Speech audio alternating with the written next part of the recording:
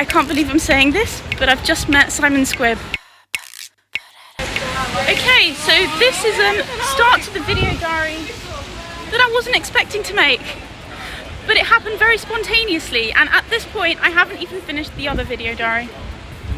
So you're seeing this in November. Oh, my throat, my words are stuck in my throat at this point. I can't believe I'm saying this, but I've just met Simon Squibb, and I'm gonna say this. I was planning to go to his doorbell in the next few months to pitch my dream, which is to finish my album. And suddenly today I saw that he was on, he's just over there now by the way, still filming something else. I saw that he was in London, because like the other day I saw he was in Paris and I was like, oh, I can't get to Paris, that's like a bit much. And then suddenly today he was in London and I was like, oh my god, this is too good of an opportunity to pass up. I can't pass this up. So I did it. I came here and I did it. I did it. And it's all such a blur. I don't even know how it happened. And I've done it. Yeah, I don't know. It's weird, but I've done it. Way better in my opinion than pitching to a doorbell. Yeah, it was meant to be, and we'll see what happens out of that. I mean, it felt like a really serendipitous day to do it as well, because he's already like helping a techno music producer in Dean Street Studios right now. Like, they're making a track. Somebody was telling us that. And that's like what he's like filming today, and he's making it happen and stuff.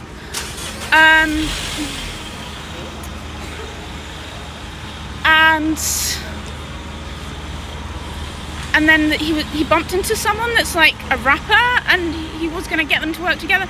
And then yeah, it was so weird, and I just felt like it was the perfect serendipity that we met outside Dean Street Studios in Soho.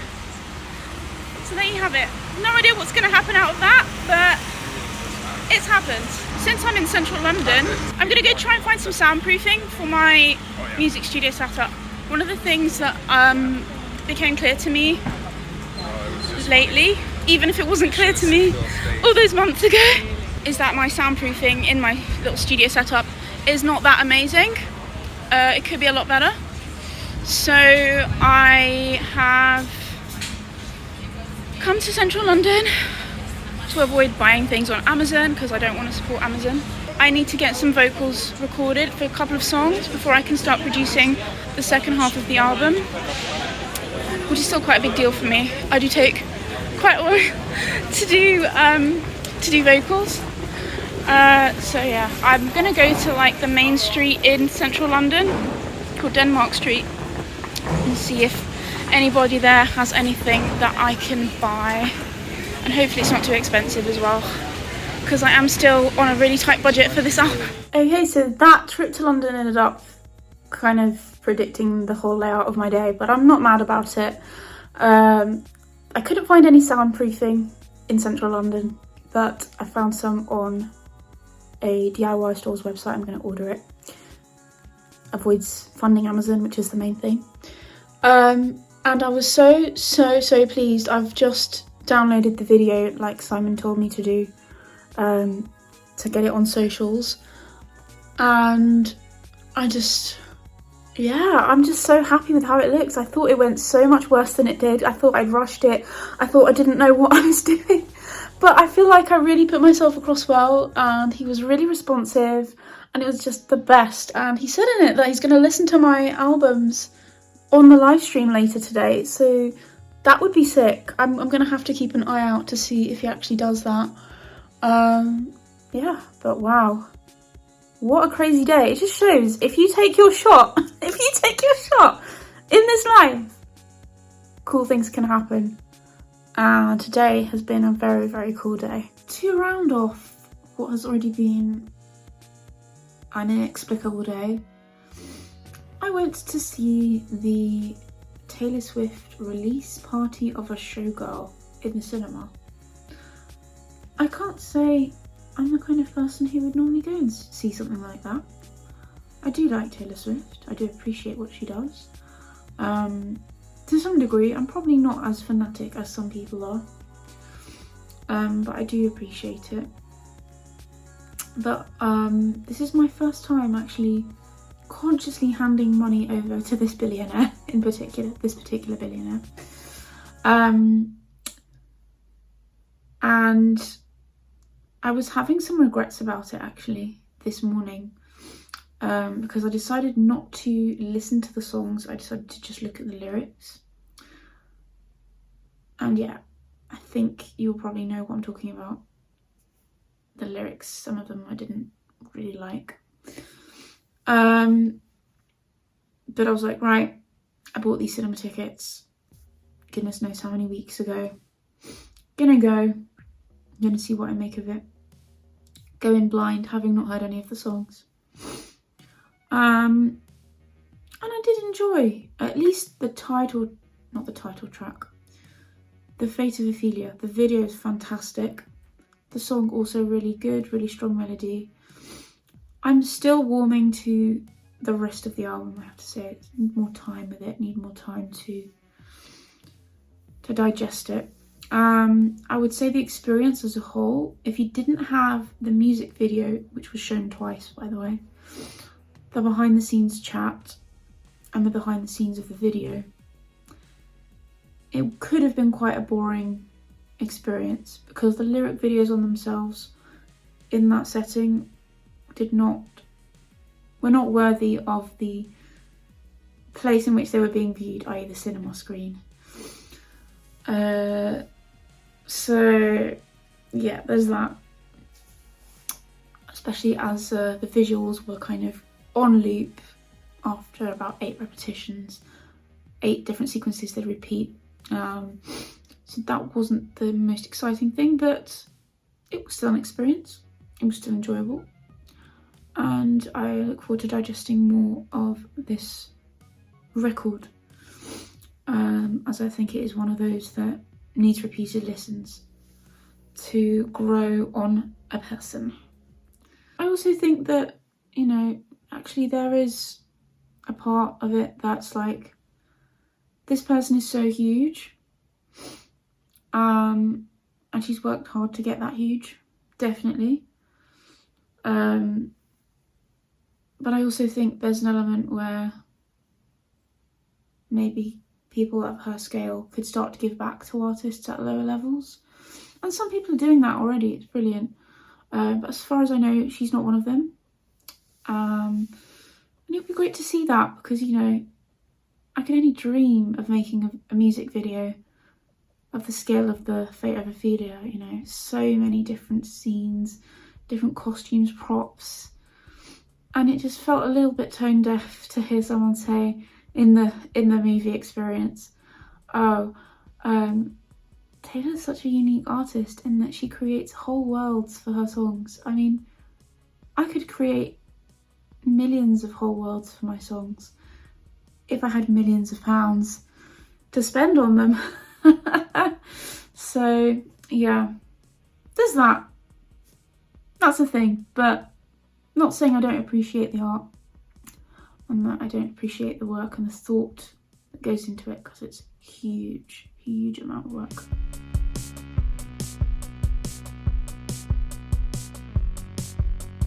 I've been recording vocals for one of my songs over the last couple of days, and I thought I'd show you my radical new setup. A big, fat, supposed to be blocking wall. It is a green screen, definitely, but I'm not using it as a green screen.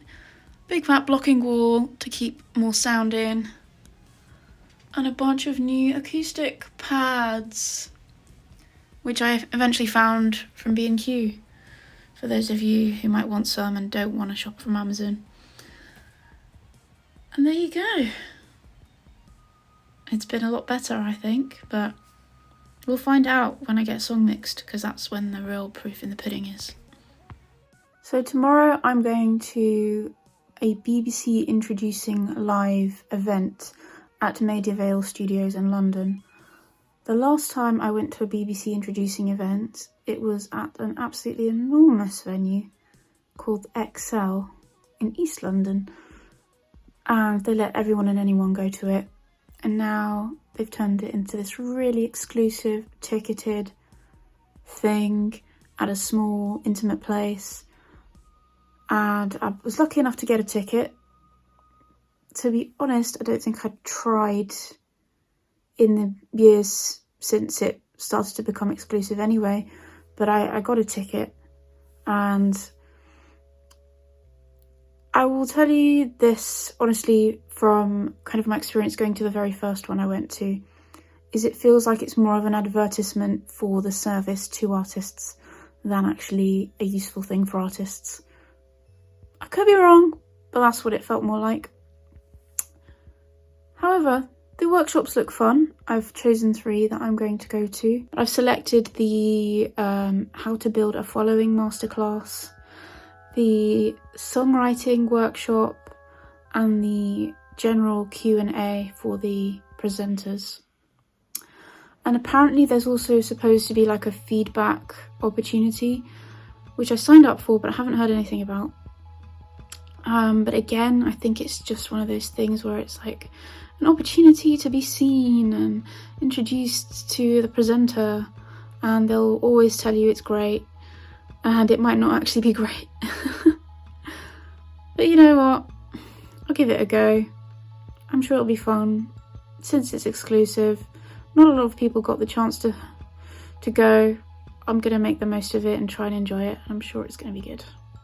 For anyone watching that doesn't know what BBC Introducing is, it's the service by the BBC Radio in the UK for upcoming artists, so artists that are not signed to major or large indie labels, like myself, to upload their music to stations that are local to them. So in my case, I get the London one, and then be listened to by the presenters, and if they like the track, they'll play it on their introducing show. So it's a particular show they have on that major radio station.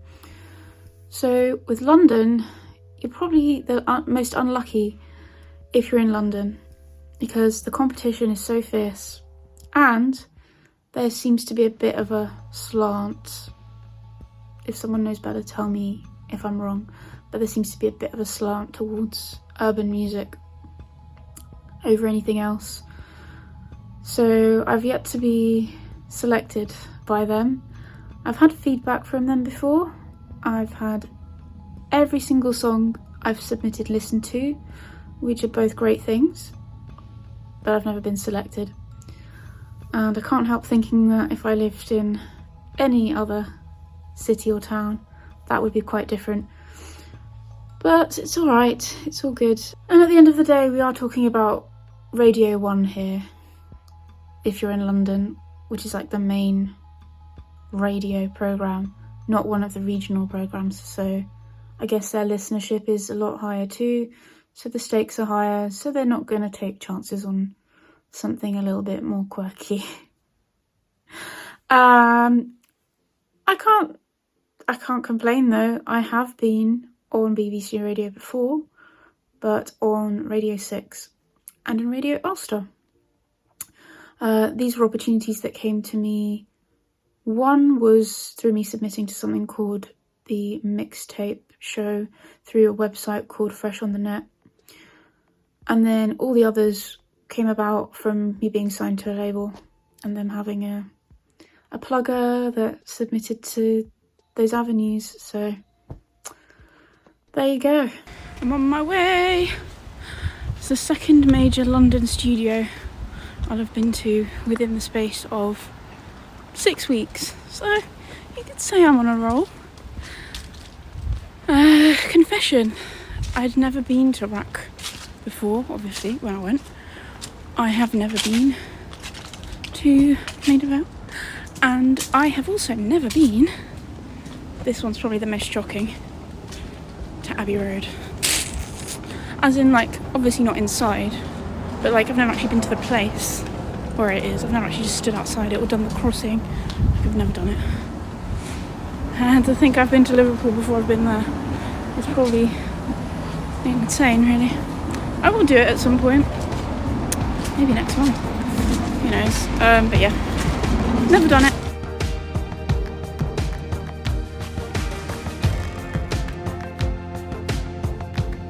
Okay, so it turns out I was only the second person to arrive, and I ended up queuing until just a short time ago. Got my sticker. I was the second person in. They didn't allow anybody to go in yet. You have to go back at 1 o'clock. And unfortunately for me, that meant I couldn't use the toilet, which I needed to. So I've come to a cafe. I also bumped into someone I know called Alia. So shout out to Alia if you see this. I'm hanging out with her. Hoping she'll join me in the cafe too. It's fun. There's Sally. Can't go wrong with Sally and Jack.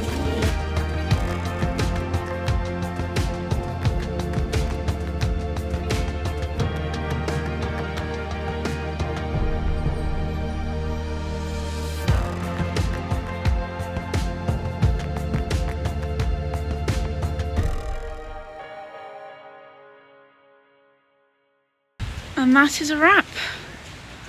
I just left the studios feeling a bit physically exhausted. Well, actually not physically, I've been sat down, mentally exhausted.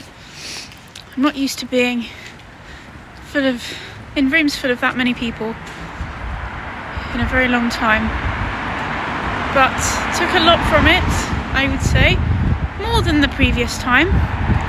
The feedback session was as expected, similar sort of formula to the previous one, but it's always nice to share my music with somebody else, so it's a win, whatever comes out of it. And lots of familiar faces. It's so funny how vast the London music scene seems to be, and yet how many people you will come across again and again. It's really interesting. But there you go. Now I'm off back home. I've got to say, one of the perks of coming down here today has been this lovely view of the canal on my walk in and out. I think it's just so gorgeous. Look at this view from where they're sitting over there as well. Just wrapped on vocals for the last of the 3 songs that were recorded at RAC. I'll be editing them next week, and that is going to be the most horrendous job. But right now, as producer me and vocalist me, pretty happy, so I'll enjoy it while I can. I hope you very much enjoyed this slightly shorter video diary. If you did, I would so appreciate it if you could hit the thumbs up button, subscribe to the channel if you're new, and leave some thoughts down below in the comments. All of that goes towards helping my channel. I'd love to know in particular, now that you've had about, I think 6 video diaries, what are you thinking of this series so far? Are you enjoying it? Is this something you want to keep seeing from me on YouTube? I would love to know. Please let me know your feedback. Please let me know what you want to see more of. Please let me know what you want to see less of. Let me know if you think the video diaries are a bit too long, if they're a bit too short. Anything in between. It's all useful. Even better if you came to support me on my Patreon, where this video came out much earlier than you're seeing it now if you're seeing it on YouTube. And there's an extended edition on the Planet Club. So I will leave that linked below if you want to check it out.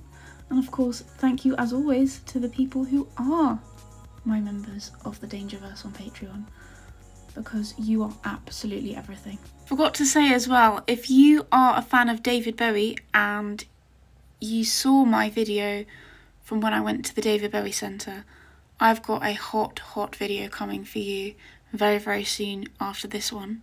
So do subscribe, do keep an eye out, because yeah, I'm very excited and I hope you're gonna love it too. Thank you so much, and I'll see you next month. Bye bye.